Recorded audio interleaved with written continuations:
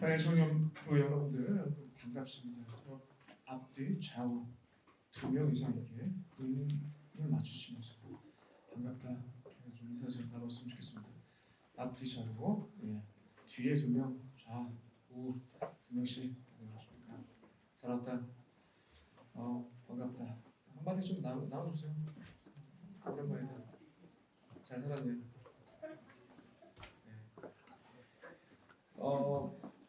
온라인으로 혹시 예배를 드리고 있는 다니엘 청년부 여러분들 중에는 어디에 있든지 여러분들 이 자리를 생각하시고 이 자리에 만났던 다니엘 청년부 다른 지체들을 생각하시며 함께 또 은혜 나눴으면 좋겠습니다. 오늘 말씀 보도록 하겠습니다. 그리고 저번 주부터 기도한 내용을 인스타에 올리게끔 좀 부탁을 드렸는데 저번 주 기도가 또 올라갔어요. 이번 주 기도도 좀 올라갔으면 좋겠습니다. 매주 특별 기도하시는 분들께 그 기도가 인스타에 올라가고 함께 또 기도하는 마음으로 일주일 살고 너무 좋은 것 같습니다. 또 한번 같이 기도하면서 미얀마를 위해서도 기도하는 기도 제목들이 나왔는데 또 기도를 들으면서 또 같은 마음을 또 품고 미얀마에 대해서 또 생각하게 되지 않습니까? 한 가지 동영상이 생각나는데 어머니가 밥을 해주고 미얀마 10일을 가도 그 청년에게 밥을 해주는 그 동영상. 그런 똑같은 일들이 우리 광주에서 있었던 일 아니겠습니까? 그걸 가지고 지금 민주화를 위해서 또 한 사람의 인권을 위해서 싸우고 있는 그 미얀마를 위해서 우리가 또 기도해야 될 것 같습니다. 다른 지역보다 광주의 우리 청년들이 함께 하나님의 공의와 설계에 해달라고 한 영혼을 귀하게 여기는 나라로 바뀌게 해달라고 좀 기도 많이 해주셔야 될 것 같습니다. 오늘 말씀 보겠습니다. 말씀 요한복음 8장의 말씀입니다. 요한 8장 1절부터 8절까지의 말씀 함께 보겠는데 물론 11절까지 말씀이죠. 교독하시고 맨 마지막은 합독하도록 하겠습니다. 예수는 감난산으로 가시니라. 아침에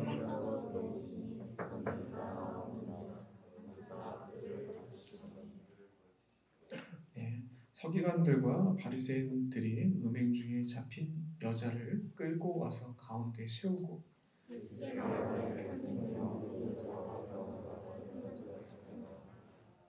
모세 율법에 이러한 여자를 돌로 치라 명하였거니와 선생은 어떻게 말하겠나이까?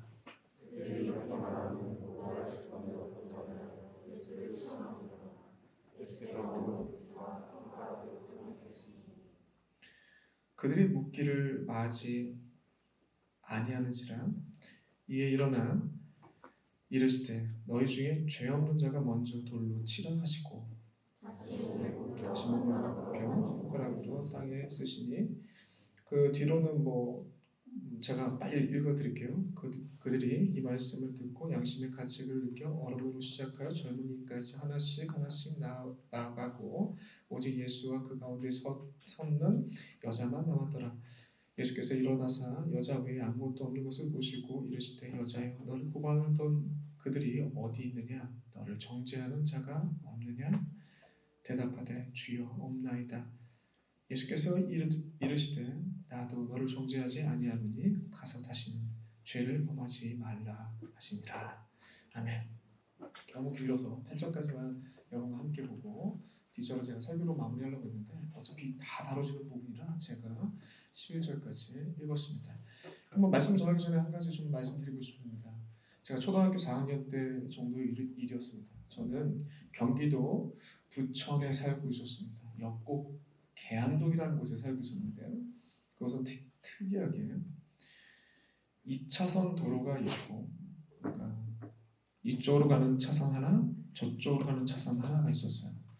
저희가 집에 살고 있는 주거 지역들이 이렇게 쭉 있다고 하면 이 2차선 도로를 건너 가지고 상가 하나가 있는데 그 상가 2층이 제가 다니는 교회였습니다. 그래서 교회를 갈 때마다 이 길을 바로 주거 지역에서 교회로 바로 직선거리로 가면 굉장히 빠르기 때문에 횡단보도가 저 멀리 지금 이해 안 될 정도로 좀 멀리 있었어요. 그래서 저는 자주 무단횡단을 했습니다. 저뿐만 아니라 많은 사람들이 무단횡단했습니다. 그리고 개와 고양이들도 많이 무단횡단했습니다. 그러던 어느 날 못 볼 꼴을 봤습니다. 무단횡단을 하려는 저와 저 앞에서 무단횡단을 하려고 하는 강아지와 저의 눈이 마주쳤습니다. 그리고 저는 가려고 했는데 저쪽에서 세게 달려오는 차를 보고 나를 멈췄습니다. 근데 이 강아지는 그 차를 못 보고 건너오다 그대로 치웠습니다. 그리고 나서 끽 하는 소리와 함께 꽝 부딪힌 다음에 이 강아지가 튕겨서 떨어지는 모습을 그냥 현장에서 목격을 하게 되어버렸습니다.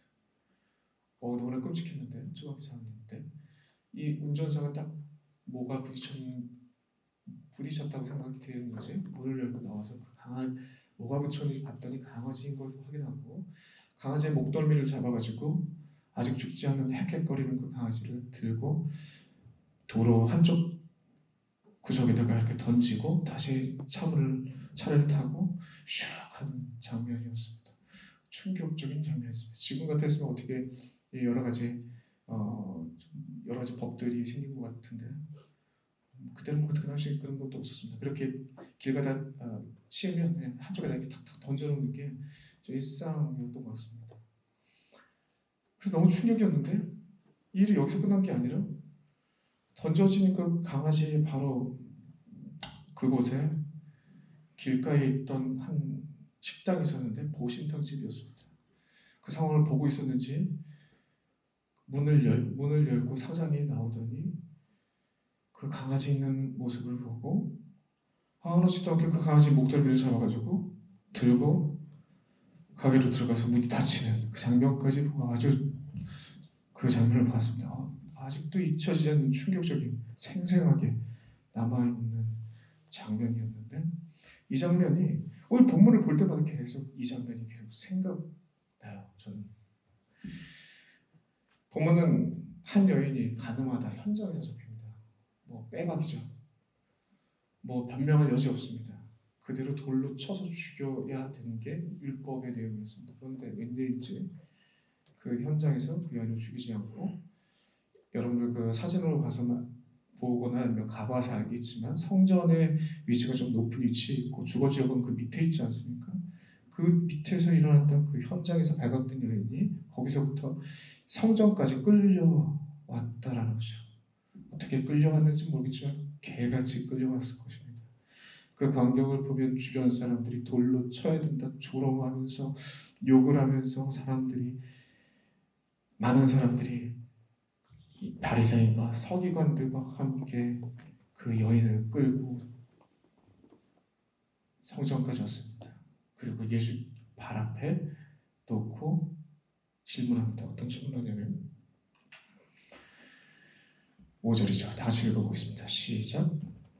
모세율법에 이런 여자를 돌로 치라 명령하였거니와 선생은 어떻게 하겠나이까.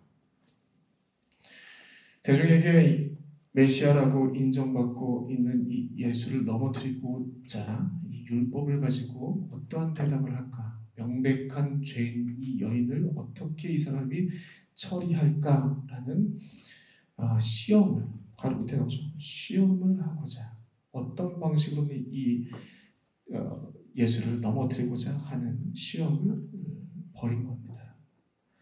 아주 악한 질문이죠. 어떻게 보면 우리 오늘 제목 보셨습니까? 생명으로 이끄는 질문. 어떻게 보면 반대되는 질문을 이들은 던지고 있는 것입니다. 누군가를 죽이기 위해서. 그런 비참한 상황 가운데 놓인 그 여인의 모습을 보면서 마치 개처럼 끌려가는 그 여인의 모습을 보면서 어떤 심정이었을까라는 고민을 하게 됐고 좀 자리를 좀 찾아봤습니다. 그 중에 오래된 책인데 이 책의 내용이 워낙에 유명해서 여러분들도 심리학에 조금 관심 있는 분들은 아실 거예요. 그리고 한 번쯤은 들어봤을 것입니다. 뭐냐면 미국 정신과 의사이자 심리학자인 엘리자베스 쾌블로스라는 그 인물이 죽음의 순간이라는 책이 되게 좀 오래됐어요. 1868년에서 쓰여진 책인데 그래서 되게 좀 유명합니다. 여러 가지 재판 돼가지고 우리한테도 조금 많이 알려졌어요. 심리학자들이나 심리학 공부나 교양으로 들어보셨던 분들은 한 번쯤은 들어봤을 것입니다. 이 사람이 유명한 정의를 하게 되는데 어떤 정의냐면 말기암 환자들을 대상으로 정리했던 그 내용들을 책으로 출판한 거예요. 한 사람이 죽음에 이르는 모습에 심리 변화가 있대요. 심리 변화에 5단계가 있다는데 이걸 정리한 거예요, 이 사람이. 어떤 단계냐면 5단계가 있는데 한번 5단계 한번 보여주시죠. 1단계는 어떤 단계냐면 이거 한 번에 애니메이션으로 이번 짝짝 한 번씩 보여주려는데 첫 번째는 뭐냐 부정의 단계랍니다. 부정의 단계. 어떤 단계냐면 자신이 죽게 되었다는 것을 믿을 수 없다고 거부하는 거예요. 여러분들 갑자기 여러분 암에 걸렸다고 생각해보세요. 20살? 손 들어보세요. 20살 이제 대학 시작됐는데 암 걸렸대. 영찬아 너 암 3기야. 갑자기 폐암 3기래. 라고 하면 엄청 황당하죠. 뭔가 부정하고 싶다는 거죠. 자신이 죽게 됐다는 것을 믿을 수 없다, 거부하는 그런 모습들을 보인다고 합니다. 어떻게 보면 자기 방어죠. 어떤 어려움과 힘듦이 다가올 때 자기가 할 수 있는 그 방어 기제들이 발동될 때 심리적으로 그런 모습이 있을 수 있습니다. 두 번째 단계가 그 다음에 어떤 단계가 찾아오냐면 분노의 단계가 이어진대요. 분노의 단계. 이 단계가 어떤 단계냐면 아무리 부정으로도 현실이 바뀌지 않는 그런 것을 분노로 표현하는 거예요. 내가 어떻게 나한테 이런 일이 있을 수가 있어? 이 많은 사람들 중에 왜 내가 왜 암 참기 말이야. 특별히 암으로만 얘기하니까 좀 와닿지 않은데 왜 나한테 이런 슬픔이 생기는 거야? 왜 이 많은 사람들 중에 왜 나만 이렇게 이별의 아픔을 겪어야 되는 거야? 가슴이 막 구멍이 뚫린 것처럼 막 그런 경우도 있고 나만 왜 이렇게 경제적인 위기를 당해야 돼? 여러 가지 어려움들이 있을 거예요. 그건 다 적용되는 부분입니다. 그 분노한다는 거죠. 분노를 표출하는 단계가 이 단계라고 합니다. 그리고 이 책임을 그 탓을 돌리는 모습을 특징적으로 나타난대요. 그리고 세 번째 단계, 이어지는 세 번째 단계 협상의 단계인데 이게 조금 설명이 필요합니다. 협상은 어떤 협상이냐면 죽음을 인지하지만 인정하지 않으려는 그 심리가 발동되면서 어떤 거냐면 변하지 않는 이 현실에서 자신의 한계를 느끼는 거예요. 아무리 그 부정하고 거부하고 분노하고 그래도 변하지 않는 이 상황 자체를 이제는 내 힘으로 안 되니까 뭔가 좀 나보다 더 능력 많은 사람들을 의지하고 때로는 더 초월한 신앙적인 것을 의지하고 초월자를 의지하는 단계가 이 협상의 단계라고 해요. 이때 자신의 한계를 깨닫고 이번 한 번만 살려주세요 라고 하면서 주변인들과 그리고 절대자 앞에 호소하는 단계가 바로 이 협상의 단계라고 합니다. 그리고 네 번째 단계가 또 이어지는데 이 단계를 넘어서면은 우울의 단계가 찾아온답니다. 이 우울의 단계는 더 이상 희망이 없다는 것을 알고 극도로 상실감을 느끼게 되고 우울증에 빠지고 자신의 삶을 돌아보면 회한으로 가득하고 괴로워하는 그 단계가 바로 이 네 번째 단계예요. 웃음을 잃어버리고 하루 종일 멍하게 있고 먼 산 바라보다가 갑자기 눈물을 흘리고 밥 먹다 갑자기 눈물이 막 또 내가 왜 눈물을 흘리고 있지? 우울의 단계가 이어진다고 합니다. 그러고 난 다음에 마지막 단계가 이어지는데 뭐냐면 수용의 단계래요. 수용의 단계. 지금까지 했던 모든 감정적인 것들 때문에 너무 지쳐버려서 이 감정들을 스스로 차단하는 거예요. 슬픈 감정, 아픈 감정, 괴로운 감정, 희망을 품는 감정, 사고, 생각, 지정의의 모든 활동들을 스스로 단절시켜버리는 겁니다. 스스로 고립되게 만들어버려요. 아주 거의 좀비가 되는 거죠. 아무리 작을 긁어도 반응 없는 사람이 되어버리는 거예요. 모든 인격적인 것들이 다 무너져 버리는 거예요. 모든 것들을 단절시킨 진짜 사라지지만 소망이 없는 좀비 같은 사람들이 되는 게 이 수용의 단계라고 합니다. 그동안 그 지치게 만들었던 모든 것들을 단절시키고 스스로 고립되게 만드는 그 단계가 이 단계라고 하는 거죠. 그렇다면 여러분들 이와 같은 기준으로 봤을 때 오늘 본문의 여인은 어떤 단계였을 것 같습니까? 바로 이 죽음의 수용의 단계에 끌려온 거예요. 그것도 1단계, 2단계, 보통은 1단계, 2단계, 3단계, 4단계를 거치면서 이 1단계부터 4단계까지는 자기 방어의 심리적인 방어 기제예요. 어떻게 보면 내가 어떻게든 이 상황을 돌파해 보려고 하는 의지적인 부분들이 섞여 있는 것이 이게 자기 방어를 하려고 하는 것이 4단계까지고 나중에 최종적으로 수용을 해버리는데 이 사람들은 이 4단계를 거치면서 자기의 인격적인 요소를 가지고 막 이렇게 부인도 해보고 부정도 해보고 화도 내보고 이런 과정이 있는데 이 여인은 타인에게 이끌려서 이 4단계가 싹 생략된 상태에서 죽음의 단계로 끌려온 겁니다. 죽음을 받아들일 수밖에 없는 단계.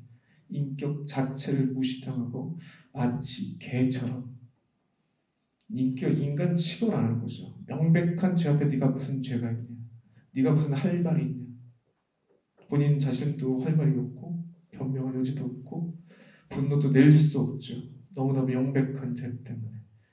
그런 죽음의 상황 가운데 끌려온 사람이 바로 이 여인의 모습이었다는 것입니다.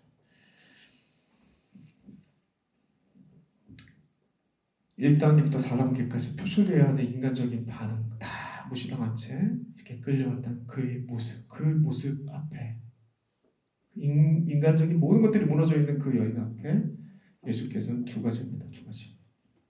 예수께서 2가지로 그 여인에게 다가가세요. 그리고 그 2가지로 그 여인을 그 말 그대로 절망스러운 상황, 모든 감정적인 거, 이성적인 거 다 끊어버리고 가지고 죽음만을 받아들이고 있는 그 소망 없는 좀비 같은 여인에게 다시금 자신의 인격을 되찾고 자신의 인격적인 고백을 할 수 있는 탈출이죠. 탈출. 고립되어 있는 그에게 탈출의 메시지를 던지는 이 2가지 있다고요.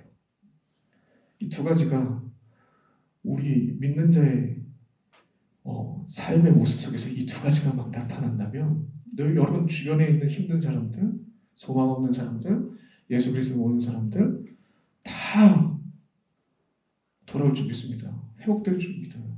소망의 메시지를 복음 가운데 찾을 줄 믿습니다. 이 2가지가 무엇이냐? 첫 번째,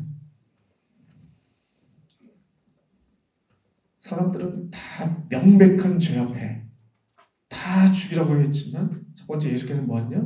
그를 그 명백한 죄인을 그냥 수용해 줬어요. 용납해 주셨다. 별 내용 아닌 것 같죠? 용납해 주신다는 것 자체는 엄청난 이 여인에게는 빛과 같은 광명의 빛과 같은 소망의 메시지였다라는 걸 여러분들 기억하셔야 됩니다. 첫 번째, 그걸 그냥 용납해 주세요. 명백하게 죽여 마땅한데 돌로 쳐서 그 현장에서 죽여도 마땅한데 그냥 그 자체 인정해 줬다. 용납하다.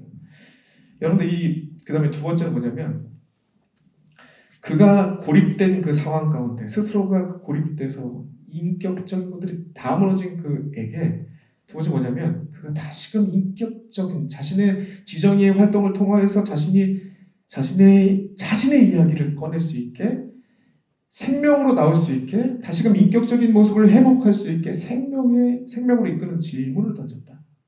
그러니까 예수께서 2번째 하신 일입니다. 차례대로 먼저 잠깐 좀 살펴봅시다. 용납했다라는 거. 사전적인 의미는 너그러이 받아들인다라는 의미인데 이 여인이 예수께서 분명히 아셔야 되거든요. 여러분들 여인의 죄를 용인하신 게 아니라고요. 여인의 죄를 인정했다는 얘기가 아닙니다. 예수께서는 죄에 대해서 아주 단호하게 선을 긋습니다. 11절 한번 다 같이 보시죠. 11절 보시면 다시는 범죄하지 말라 라고 엄중히 경고하는 모습을 통해서 예수께서는 죄에 대해서 아주 단호하게 얘기하십니다. 단호하게 선을 그어버리죠. 근데 죄에 대해서 단호하지만 죄인에 대해서는 용납해 주시는 예수님의 모습을 우리는 기억해야 될 것입니다. 그 모습 자체가 죽음의 지배를 받는 자에게는 한 줄기 빛과 같은 소망의 메시지가 되었고 회복이 시작되는 계기가 되었다는 것입니다. 또한 두 번째는 무엇이냐면 죽음의 단계, 죽음의 이 5단계에 빠져있는 이 침묵으로 소통하는 이 자에게 예수께서는 회복으로 이끄시는 질문을 하십니다. 10절입니다. 여자여, 너를 고발하던 그들이 어디 있느냐? 너를 정죄하는 자들이 어디 있느냐? 물어보는 거죠. 현장에서 음행하다 잡힌 여인이 무슨 할 말이 있겠습니까? 인간 이하의 취급을 받고 현장에서 죽어왔다가는 그 여인인데 그가 할 수 있는 것은 오로지 그냥 자신을 힘들게 하는 그 감정을 그냥 차단해버리는 이성적인 사고를 차단해버리는 그런 일들밖에 할 수 있는 게 없었을 것입니다. 그러나 예수께서는 다시금 한 사람의 인격체로 대하시고 나라는 존재가 할 수 있는 말을 할 수 있게 그렇게 이끄십니다. 인격적인 판단을 하고 말할 수 있게 질문을 주세요. 10절에 여자야 너를 고발하는 그들이 어디 있느냐? 너를 정죄하는 자가 없느냐? 라고 하면서 자신의 상황과 자신의 모습과 주변의 상황과 그 자신이 그 질문에 대해서 답할 수 있는 질문을 넣는다. 답할 수 있는 질문. 그래서 11절에 대답하죠. 주여 없나이다. 이 자체가 이 짧지만 자기 자신을 찾는 순간이에요. 이 고립되어 있고 아무 자기의 것들이 없어진 이에게 다시금 자기가 생각할 수 있고 자기가 판단할 수 있고 하는 이 인격적인 활동을 재개할 수 있게 예수께서는 이끄셨다라는 것입니다. 이 두 가지의 모습이 우리 가운데 있어야 될 것입니다. 말씀을 통해서 뭐 간단한 제 간증을 할까 말까 고민을 많이 했어요. 근데 오늘 본문과 연관이 있기 때문에 부끄럽지만 제 과거를 좀 얘기를 해야 되겠어요. 그리고 좀 도움이 되셨으면 좋겠습니다. 저는 고1 때 학교에서 정학을 한번 맞은 적이 있습니다. 왜 정학을 맞았냐? 컨닝하다 걸려서 정학을 맞았어요. 부끄러운 과거인데 어떻게 된 거냐면 제가 중3 때 되게 친하게 지내는 단짝 친구가 있었는데 그 친구가 기가 막히게 컨닝을 중학교 3년 내내 컨닝을 해가지고 10등 안에 좋은 점수를 맞췄는데 그 10등 안에 점수들을 획득했는데 그 한 방법이 다 컨닝이에요. 이상한 얘는 컨닝의 방법을 다양하게 알고 있습니다. 기가 막히게 안 걸려요. 그걸 보면서 야 그렇게까지 해가지고 점수를 얻고 싶냐? 하면서 난 그냥 몇 개 더 틀리고 만다. 너같이는 않았다. 라고 보면서 항상 그렇게 얘기했습니다. 근데 그 친구가 너무나 친하게 지내다 보니까 우리는 또 고등학교 올라갈 때 고등학교 숫자가 적어가지고 시험 봐서 고등학교를 들어가게 됐거든요. 그 친구가 컨닝을 해갖고 저보다 좋은 고등학교를 들어가더라고요. 하는데 어이가 없어가지고 내 평생 정직하게 살아왔는데 나 이제 저렇게는 안 한다 라고 했었습니다. 고등학교 딱 올라와서 이제 중간고사를 보는데 바로 앞에 수학을 제일 잘하는 친구가 앉은 거예요. 저도 모르게 물들었던 것 같습니다. 컨닝 한번 해볼까? 뭐 장난반 진단반으로 근데 수학 잘하니까 수학 풀 때 나 이렇게 좀 적어가지고 나한테 뒤로 넘겨 좀 잘 좀 살아보자 같이 그렇게 짠 거예요. 그리고 수학 시험 볼 때 이 친구가 딱 적어가지고 쪽지를 뒤로 딱 넘겼어요.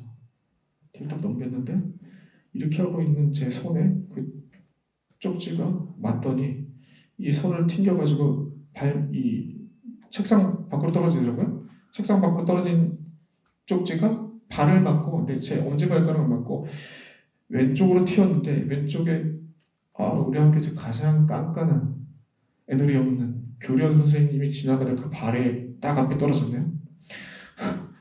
그래가지고 교련 선생님 이게 뭐야? 하면서 딱 주웠는데 딱 현장에서 발각되죠. 빼박이죠, 빼박. 그때 잡혀가지고 이 뭐 하는 거 아니야? 저 딱 잡혀서 이제 시험 미고 뭐 끌려 나갔죠. 이거 뭐 그래서 이제 부모님 데리고 오라고 하더라고요. 내 평생 내가 하나님 앞에 정직하게 살았고 어머니가 그렇게 하고 교회에서 그렇게 활발하게 그렇게 살아왔는데 아니 제가 싸움을 해서 정함을 맞으면 그 남자라 그럴 수 있어 라고 생각하겠는데 이 컨닝 때문에 부모를 뭐 불러와야 된다는 것 자체가 굉장히 자존심 상하고 와 정말 어쩔 걸 모르겠더라고요. 어쩔 수 없이 불러오라고 하니까 어머니께 말씀드렸더니 어머니가 교회 사모님을 모시고 같이 온 거예요. 혼자 오시면 좋았을 것 같은데 교회 사모님을 데리고 왔어. 그래가지고 죄송한데 어떻게 근데 저 죄송하다고 하지만 증거가 명확하니까 그 명확한데 못하라고 이렇게 부모님 와가지고 눈물 빼게 만들어. 그래도 결국에 정확 받았어요. 그리고 난 다음에 제가 한 일주일간 정말 죽음이더라고요. 제 심리 상태는. 여태까지 뭐 떳떳하게 하나님 앞에나 사람 앞에나 떳떳하게 그렇게 점수를 잘 얻었던 그렇게 살아왔고 그렇게 부모님들이 교회에 자랑했었는데 그 사건 이후에 교회에서 얼굴을 못 들겠더라고요. 부모님께서 부모님께 얼굴을 못 들겠더라고요. 그럼 1년을 좀비처럼 다녔습니다. 학교에서도 기도 못 피겠더라고요. 싸움을 해서 정화 받았었는데 애들한테 뭐 말이라도 하지 뭐 컨닝하다가 거짓말하다 걸린 거잖아요. 이 학교 생활도 너무 싫어지더라고요. 마치 단계로 따지면 한 4단계까지 온 것 같습니다. 4단계에 빠져 있었어요. 정말 어찌할 바를 모르고 답을 찾을 수 없는 그런 상황 가운데 그 모습을 일주일간 보고 있다가 일주일이 되고 그 월요일날 등교하는 프리죽어서 등교하는 어머니한테 어떤 얘기도 못해요. 죄송해요. 그래서 어머니가 그 풀죽어서 나가는 아들의 모습을 보더니 답답하시고 안타까우셨는지 한마디를 저한테 던졌어요.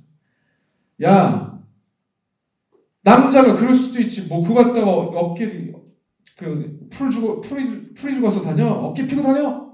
라고 얘기를 하셨어요.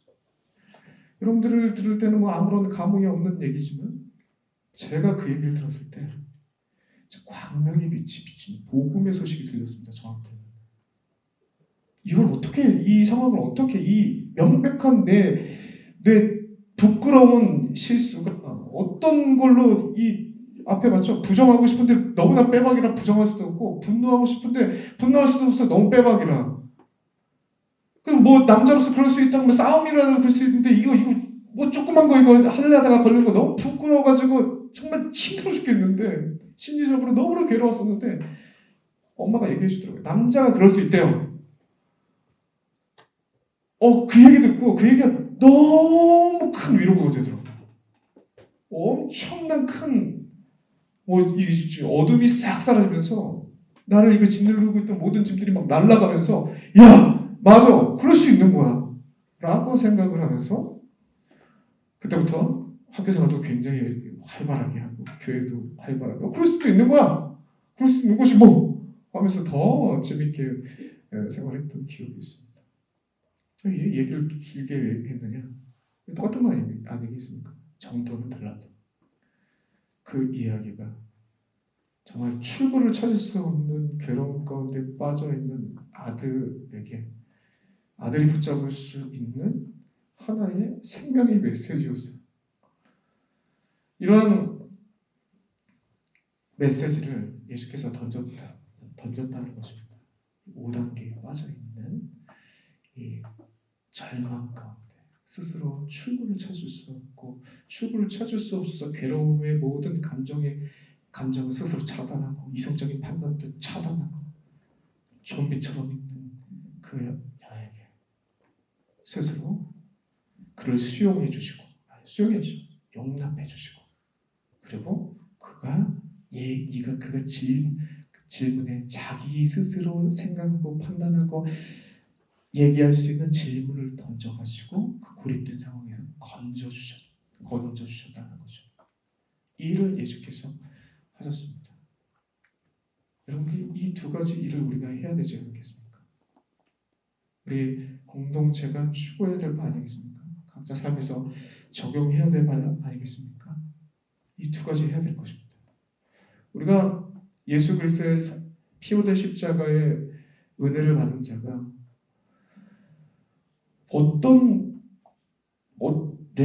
나한테 어떤 해를 가한 사람이라고 하더라도 이 십자가의 은혜를 생각하면 용납 못할 일은 없죠. 그거를 뭐 인정해 주는 거, 그 행위를 인정해 주는 건 아니에요. 예수께서 말씀하셨잖아요. 단호하게 그거를 하지 말라. 엄하게 경고하지 않습니까? 그건 받아들일 수 없는 내용이죠. 그러나 그 자체, 그 잘못을 저질 수밖에 없는 연약한 그 사람들을 받아주는 거, 용납해 주는 거, 그리고 힘들어하고 있는 그들, 고립된 그들에게 나올 수 있는 생명의 메시지를 던지는 것, 그거는 우리가 해야 될 내용이라고 생각합니다. 공동체에 한번 적용해 보면 용납해 주신다.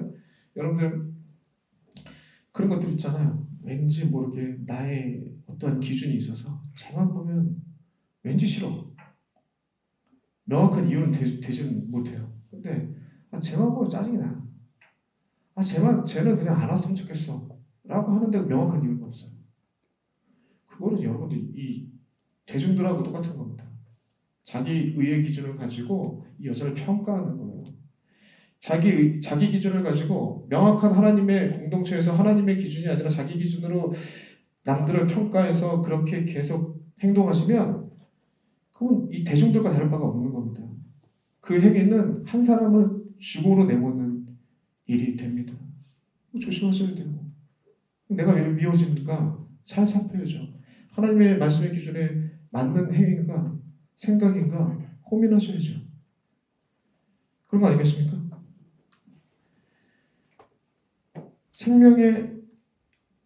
생명으로 이끄는 질문을 해주신다? 이거 공동체에 적용하는 그런 거 아니겠습니까? 쉽게 적용하면 이게 정도를 너무 심각하게 생각하니까 조금 이게 적용이 잘 안 되는데 그런 거죠. 우리 공동체 가운데 약한 사람도 있잖아요.